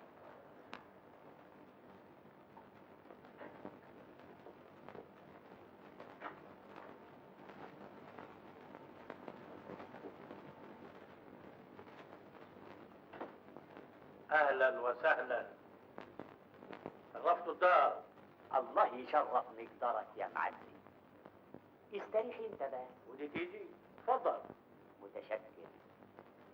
بقى خليل افندي يا سيدي حداه كلام وياك يا معلم سلام. اهلا وسهلا سي خليل، اتفضل. شكرا. إيه ما تتكلم يا راجل، هتخجل من دلوقتي. طيب اتكلم انا. سي خليل افندي يا سيدي طالب القرب منك، طالب يد المحروسة بنتك. اهلا وسهلا، بس مش نتشرف معرفة سي خليل؟ سي خليل بقى ابن المعلم سعد ابو راغب الله يقدس روحه بتاع النخيل. تلاقيك عارف هتاخد 3 فدادين طين في النخيل هو واخته، وفوق كده هو مستوظف في مصر. هتقول من نخيله؟ ايوه يا معلم، والدتي كانت بدها تزوركم الاول، تستأذن عشان اجي اقابل حضرتك، لكن هي تعبانه شويه وما قدرتش تيجي. لا لا لا بأس عليها. البركه في عم معوض بقى. ما هو خليل يبقى ولدي برضه، والده الله يقدس روحه يبقى ابن عم والدي لازم. اهلا وسهلا، اهلا وسهلا. اهلا بيك يا معلم، والله هنبقى اهل يا اولاد. حلمك شويه يا فلتس افندي، هتقول ان سي خليل من النخيل؟ ايوه يا معلم، حاكم صاروخ صاحب الجميله الروح بالروح، ومعاها فصل واحد في المدرسه. انت عارف اسمها؟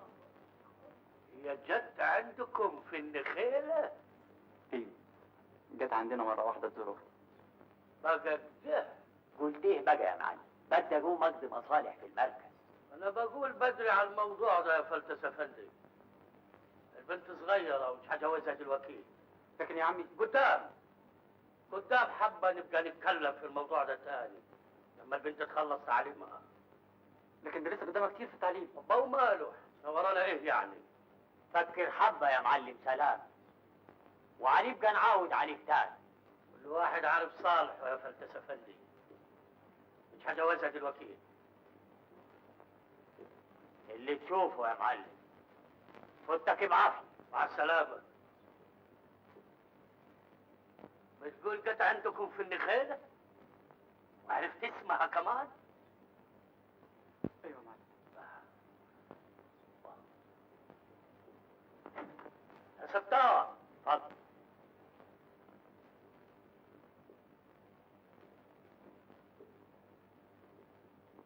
مع السلامه.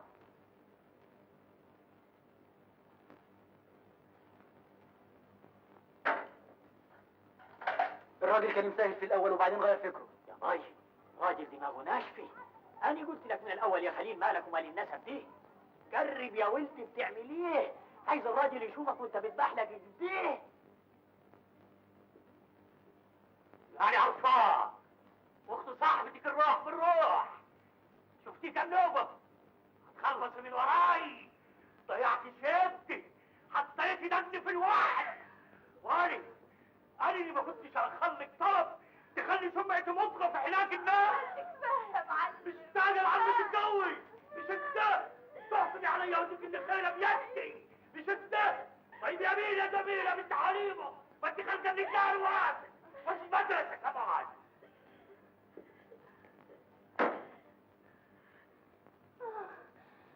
ابويا ما رضيش يا ام. ابويا ما رضيش. يا مصيبتك يا جميله. يا ويلك يا بختك الاسود. ما رضيش ليه يا ام؟ هو خليل فيه عيب؟ بنت يا نبيله فيه يا بنت. انا في عرضك يا ام. استري عليا. ابوس رجلي. عملتيها يا نبيله. يا مصيبتك يا حلال. يا فضحتك. يا ويلك يا سواد. انجديني يا ام. خلي ابوي يوافق على خليل. يوافق بعد اللي حصل؟ يغير كلمته؟ ما انت عارفه ابوك. ما انت عارفه ابوك. انا هتجوز جميله يعني هتجوز جميله. وما كانش بخاطر ابوها هيبقى غصب عنه. وانا هسافر وراتب امور على البيت وبكره تشوف. ايوه لازم تشوف لك صفه معاك. حبيبي الآتي خليل، من ساعة سفرك لم يصلني منك جواب ولا تعلم ما حصل لي. أعرفك إني محبوسة في البيت ولا بيهنا لي منام بسبب ما حصل. شكلي بقى مفضوح يا خليل. أمي عرفت ووشي هيسود. أنا لازم النهارده أروح بدري عشان جواب البنت الغلبانة دي يلحق الصدر بتاع 9. المسألة دخلت في الكات. من ساعة سفرك وأني راكدة فوق أحسن عين أبوي توجع علي. يا خليل الحكاية بتزيد وبطني عمالة تكبر ومصير أبوي يشوفها. لو كنت تشوف لي طريقة أنا في عرضك. لو تاخدني عندك بعيد عن هناك. عايش طول عمري خدمتك وتحت رجليك. أنا ما كنتش قادرة أخبي نفسي أكتر من كده. يا ولادي الإيه؟ عملتوها من ورايا؟ إمتى حصلت الحكاية دي؟ لكن الواد لما يعرف إنها حامل يشوف له صرفة. خد الصدر ده، الحق بيه قطر دلوقتي. ما انا لسه جاي من مشوار اهو. هيجرى ايه يعني لو استنى القطر اللي بعده؟ بقول لك القطر ده انجر امشي الحقه.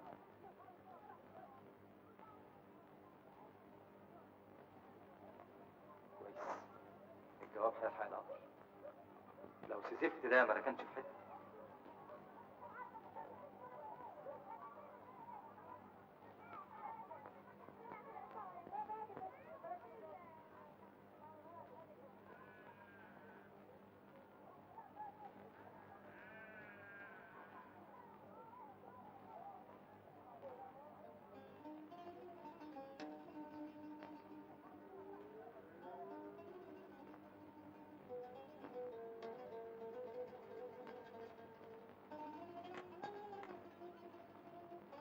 ملاك حال، رجعت من عندكم وأنا يائس بعد مقابلة والدك العزيز، وتشاء إرادة الهنا أن أجد في انتظار جواب من زوج أختي يطلب مني الحضور لاستلام وظيفة اسكندرية.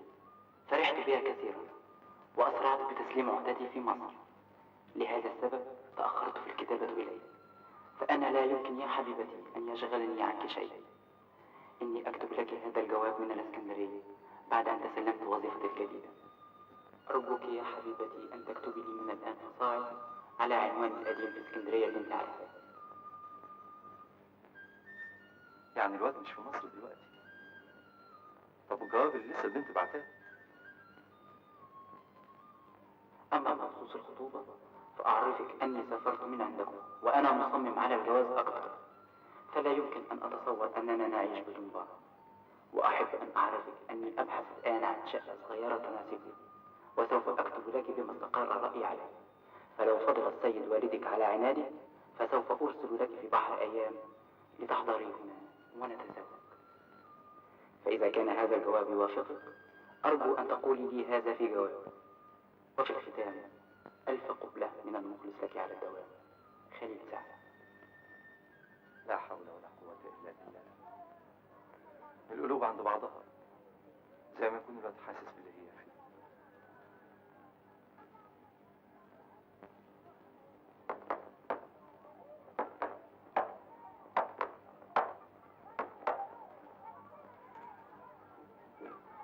السلام عليكم يا فندم. سلام يا سيدي. هتحط كام المرة دي؟ لا، عايز القرشين اللي حداك. ليه؟ صرفت نظر على البندقية خلاص؟ مالكش صالح يا فندم. أنا عايز 10 جنيه و80 قرش دلوقتي. مش ممكن يا لازم نبعت للعموم نستأذن عشان المبلغ أكتر من 10 جنيه. مين العموم ده؟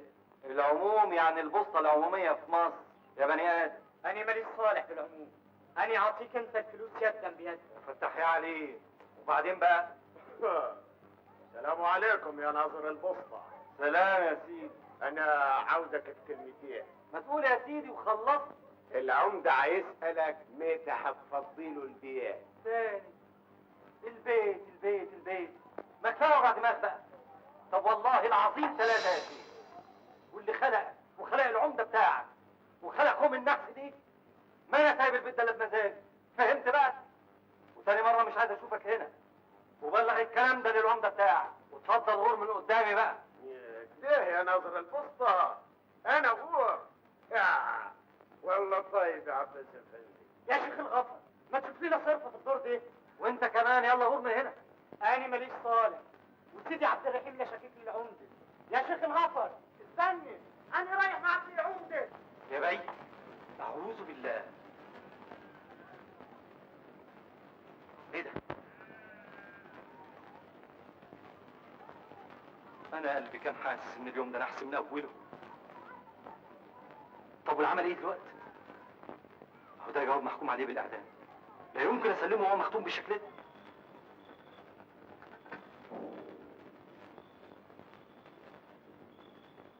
وبعدين يا همس، هو كده البنت مش هتعرف إن الواد رجع اسكندرية. تعرف ولا ما تعرف بقى؟ وهم بيحبوا بعض. تعذبوا شوية وخلاص.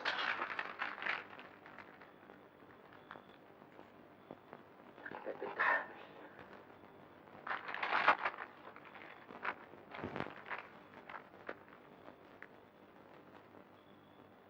بكرة يبعت لها جواب تاني.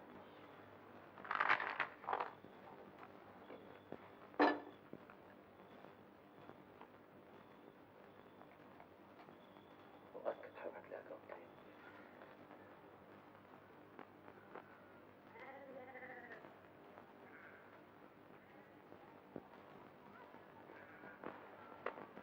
مفيش بره. يمكن تيجي حاجة في قطر المسا. كتر خيرك ويخليك ليه. اجي بكره بقى. لا حول ولا قوة إلا بالله. كملك بس يا عيب سمع الحكاية دي. حشرت نفسك فيها ازاي؟ على المحطة على طول يا ولد عويضة. أنا جاي وراك أهو. عليمة عليمة. نعم يا معلم. كيف حال بنتك دلوقتي؟ اهي راكده فوق لكن احسن شوي. أنا مسافر صوت.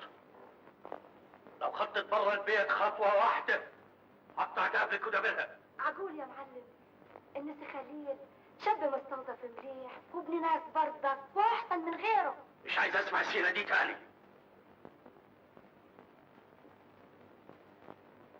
يهديك ربنا يا معلم.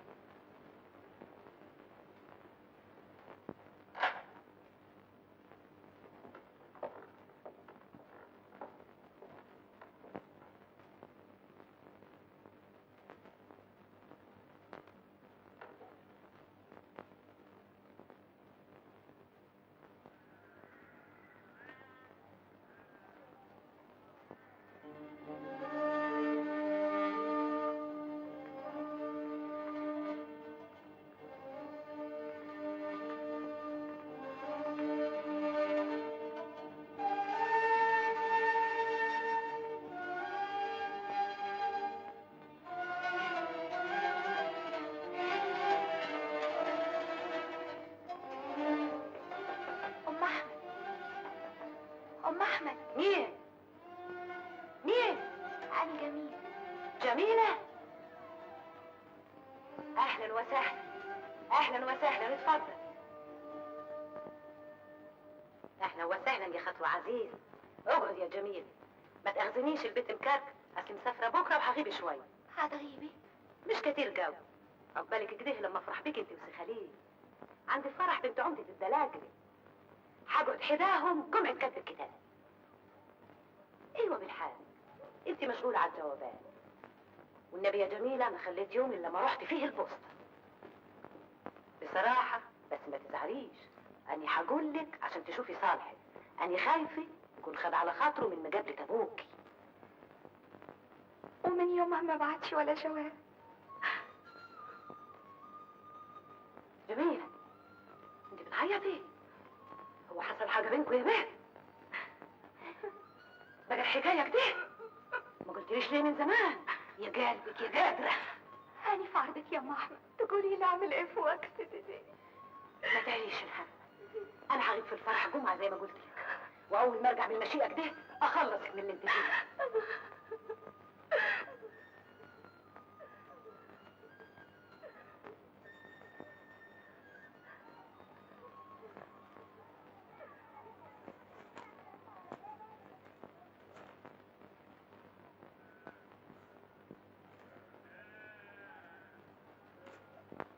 جواب سي امي وصل، بس الولية ام احمد بقالها كام يوم ما بتجيش. تعالى يا سمير، ودي الجواب ده للولية ام احمد. ام احمد مين؟ الولية الليونة دي اللي محنية شعرها وايديها. شايفك متوصي بيها شويه ام احمد دي يا فندم. ما تخليك بعيد عن وجع الراس وتسيبك من سكه النساوين دول. اسكت خالص، امشي خد الجوابات دي. انا ما وديش جوابات داخل البلد، لا هذه عم تيجي تاخد جواباتها. وانت عارف اللوايح يا حضرة الناظر. انا قاعد بره. يا بكر،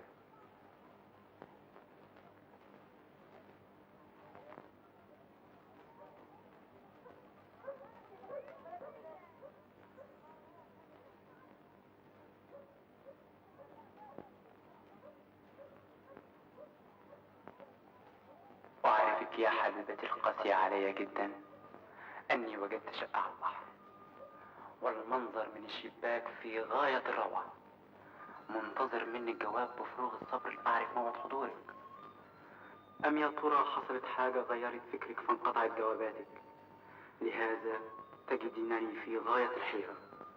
أتوسل إليك يا حبيبتي أن ترحميني من العذاب بكلمة واحدة تجعلني أطير من السعادة. هذه الكلمة هي موعد حضورك طرفي لأنتظرك على المحطة في الإسكندرية.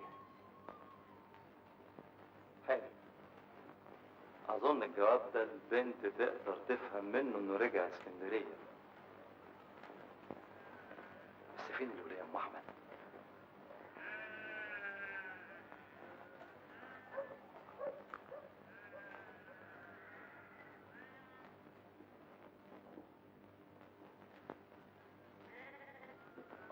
قاعد كده ليه؟ خش جوه، خلي بالك لحد ما ارجع. هتروح انت توديها؟ بقول لك خش جوه. ما شفتش ام احمد؟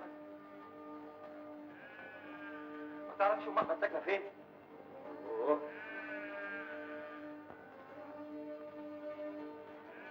انت يا بنت التوهيه ما تعرفوش جميله فين؟ ما تعرفوش جميله فين؟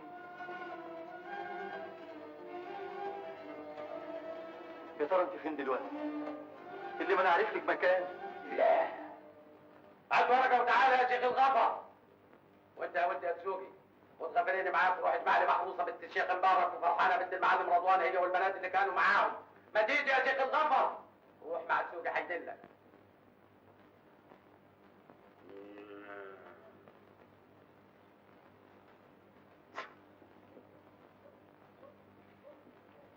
اكتب البلاغ ده جوام يا شيخ الغفر. بمرور ساعة تاريخه بحر البلد حسب أوامر سعادة البيع المأمور ما أشعر إلا ورائية صميد عبد العال فراش المكتب.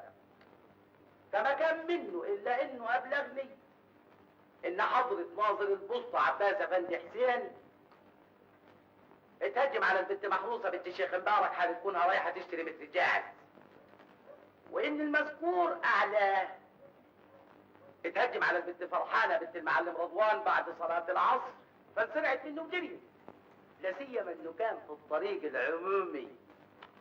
وبسؤالهم لم حد منهم رضي يحط منطق خوفا من الجوالة ومن كلام الناس.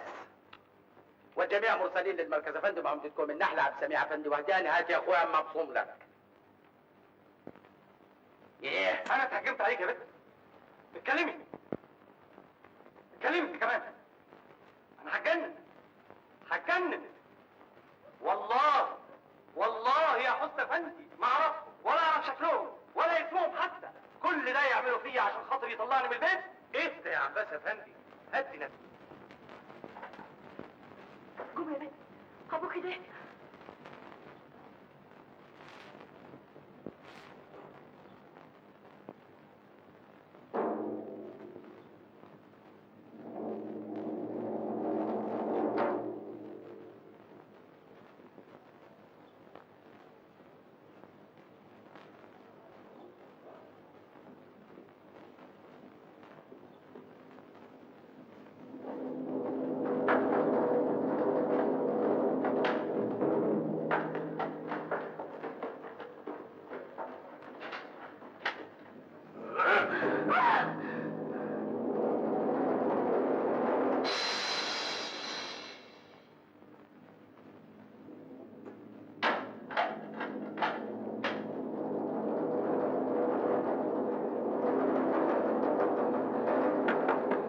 الحقيني يا أم، أنا بعدك يا أم. يا ساتر يا رب، يا ساتر. مين ده؟ عم درويش؟ انت قاعد معايا، والله فيك الخير. انا يظهر نمت كتير. احنا بقينا الظهر ولسه ما رحتش البسطة. مش هروح المكتب اشوف الصرف في البلوه دي؟ لو ما كنتش بوظت الجواب اللي فات كان زمانهم بيكتبوا لبعض دلوقتي، ويمكن كانت البنت راحت له هناك. جيت انا وقطعت الخيط ما بين الاثنين. لو كنت في مصر ما كانش همني، لكن هنا انا خايف للبنت تموت. هيقتلوها، دول همك وانا عارفهم يا درويش. والمصيبه انا مش عارف هي فين او الاقيها ازاي. لو جرى البنت دي حاجه انا المسؤول، لو ماتت انا اللي قتلتها يا درويش.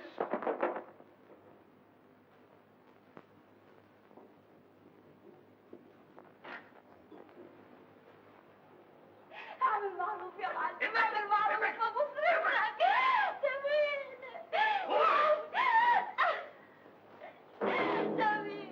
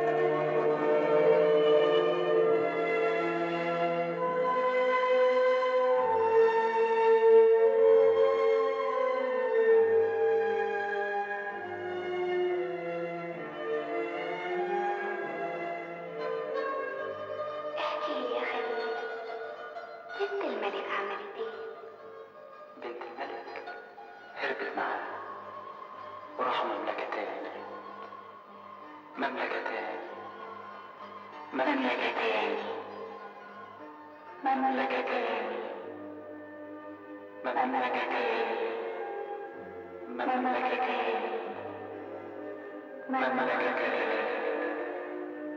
مملكتان